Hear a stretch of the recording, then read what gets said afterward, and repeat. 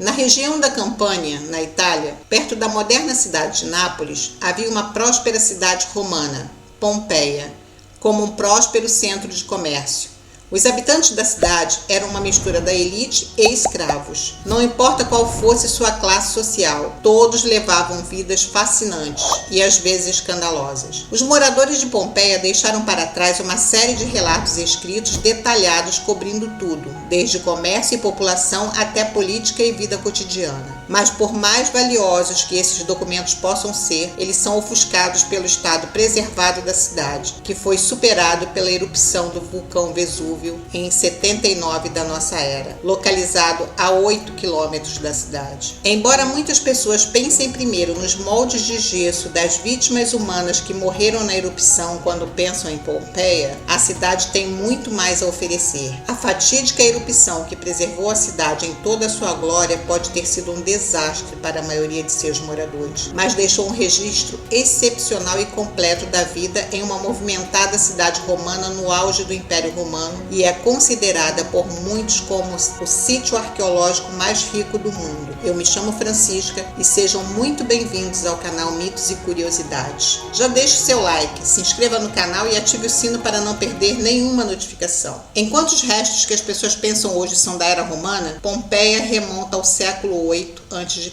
A região foi colonizada por um grupo da Itália Central chamado Os Cães, que viu o local como ideal graças ao seu clima favorável e solo vulcânico ricamente fértil para o plantio de uvas e azeitonas e outras culturas. A população expandiu-se à medida que os gregos se mudaram para a região da Campânia e, durante algum tempo, juntaram-se a ele os etruscos. Após a derrota dos etruscos em 474 a.C., eles se retiraram da área e foram substituídos pelo povo samnita, que vivia nas montanhas locais, mas se expandiu ainda mais e se mudou para cidades como Pompeia entre 343 e 290 a.C.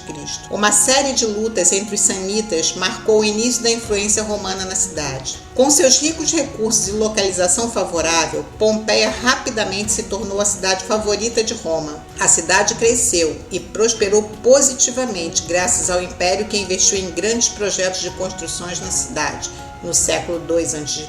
Mas as origens samnitas e os oscas da cidade significavam que ela sempre foi separada de outras cidades e se considerava um pouco independente do domínio romano. Em 89 a.C., foi sitiada por um general romano chamado Sula, que pretendia aumentar o domínio que o império tinha sobre Pompeia. O cerco foi um sucesso para Sula, e aqueles que mostraram alguma resistência ao domínio romano foram expulsos da cidade, enquanto os moradores restantes lutaram e posteriormente receberam a cidadania romana. Pompeia era agora oficialmente uma colônia romana e recebeu o nome latino de Colônia Cornélia Veneria Pompeianorum, em homenagem à prestigiosa Casa Cornélia e à deusa Vênus. Assim como a própria cidade, muitos dos moradores mais aristocráticos adotaram versões latinizadas de seu nome, como marca de sua assimilação na sociedade romana. Pompeia tornou-se uma parte importante da rota comercial romana, com muitas mercadorias chegando por vias marítimas, passando pela cidade a caminho de Roma. Embora os veteranos de Sula tenham inicialmente assumido o controle da cena política em Pompeia,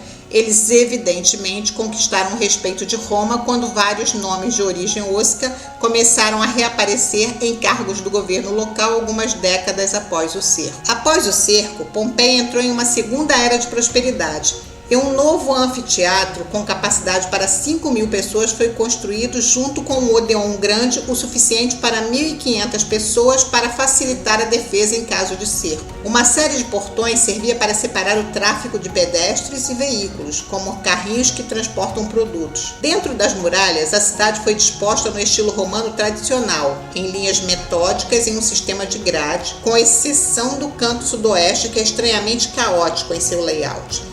Há evidências de que algumas das ruas operavam como um sistema de mão única. Nos anos anteriores à sua destruição, Pompeia era uma cidade próspera e com uma grande população, com cerca de 12.000 pessoas viviam na própria cidade, com até 1/3 deles sendo escravos. Cerca de 2 vezes mais pessoas viviam nas vilas e fazendas ao redor da cidade. Embora Pompeia seja hoje no interior, na época da erupção era uma cidade costeira e era muito popular entre os ricos. Isso significava que havia um número considerável de vilas com vistas impressionantes para o mar. O imperador Nero tinha uma vila que ficava perto, ou em Pompeia, e sua esposa Poppaea Sabina era nativa da cidade. 2 dos visitantes mais famosos de Pompeia foram Gaius Plinícius Sicunus e Gaius Caecilius, mais conhecido como Plínio o Velho e Plínio o Jovem. Ambos eram figuras notáveis na Roma antiga. Plínio o Velho era um filósofo natural, autor, comandante militar e amigo pessoal do imperador Vespasiano. Seu sobrinho Plínio o Jovem era escritor, advogado e magistrado. Plínio o Velho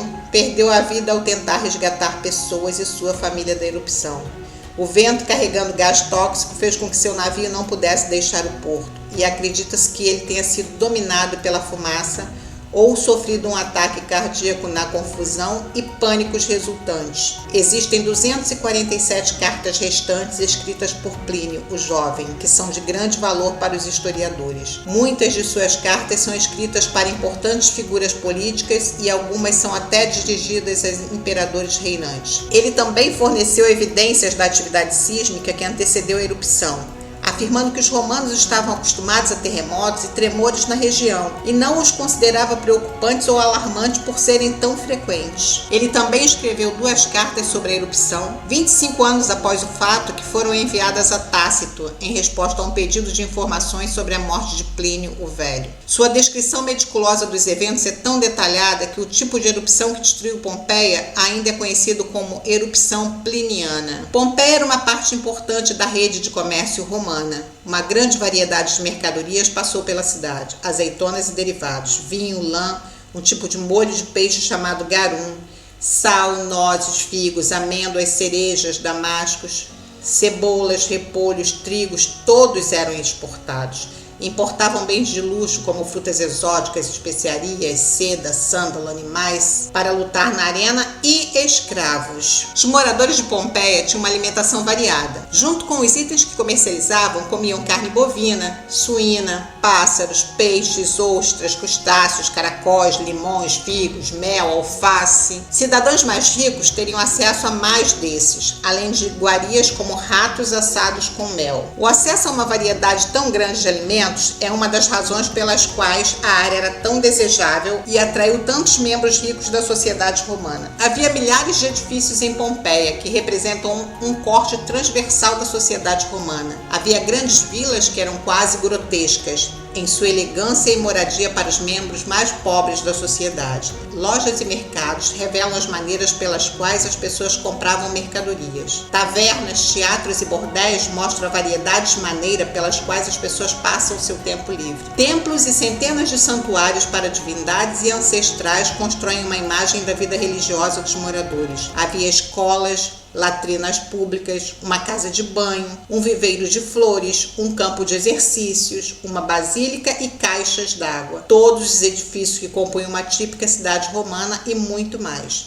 Tudo aponta para uma cidade que vive em uma época áurea, com um grande número de amenidades à disposição das pessoas que a habitaram e a visitaram. Muitas das vilas extravagantes de Pompeia foram construídas em um estilo que revela a influência grega na região. E muitas das casas tinham um jardim privado que muitas vezes tinha uma área dedicada à produção de vinho. Mas com 1/3 dos moradores de Pompeia sendo mantidos como escravos, havia condição de vida muito menos glamourosas preservadas, e as senzalas revelam que as pessoas viviam em condições semelhantes a prisões em quartos incrivelmente apertados. As prostitutas de classe baixa atendiam seus clientes em prédios que eram pouco mais que um cubículo fechado por cortinas. O Vesúvio é amplamente considerado o vulcão mais perigoso do mundo, pois atualmente há 3 milhões de pessoas vivendo nas proximidades. Suas erupções tendem a ser violentas e explosivas, aumentando o perigo e o risco de viver em sua sombra. Houve pelo menos 11 grandes erupções antes do assentamento de Pompeia,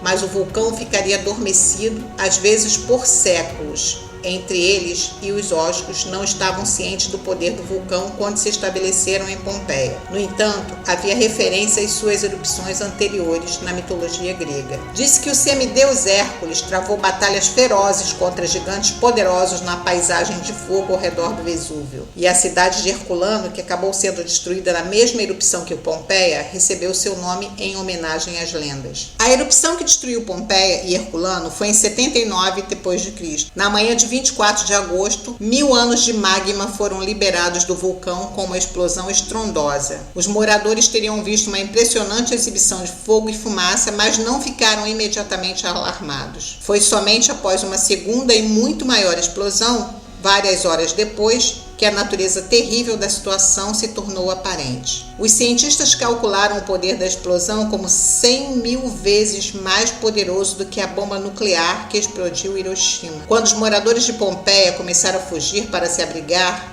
as cinzas começaram a flutuar sobre eles, caindo sobre tudo e rapidamente se acumulando vários centímetros. Com o passar do dia, as cinzas continuaram a cair. A cidade foi sepultada em metros de escombros e os telhados dos edifícios começaram a desabar sob seu peso. Aqueles que não conseguiam escapar procuraram abrigo em qualquer lugar que pensassem estar protegido, perto de paredes ou amontoados com entes queridos sob escadas. O destino final de Pompeia e das pessoas que não conseguiram escapar foi selado por volta das 23 horas, quando a nuvem de cinzas desabou e a cidade foi atingida por uma onda piroclástica. As ruas estavam cheias de gás tóxico que teria asfixiado qualquer um que tivesse o azar de ainda estar vivo, e um calor tão intenso que os corpos foram posteriormente queimados. Quando as últimas cinzas caíram, a cidade ficou totalmente coberta. Metros de escombros cobriam uma cidade que já havia sido parte integrante do Império Romano e um local desejável para os membros ricos. Em questão de horas, Pompeia foi enterrada e foi amplamente esquecida até que em 1755, lendas locais de uma cidade antiga preservada foram comprovadas durante a construção de um novo canal. Quando a cidade foi escavada no século XIX,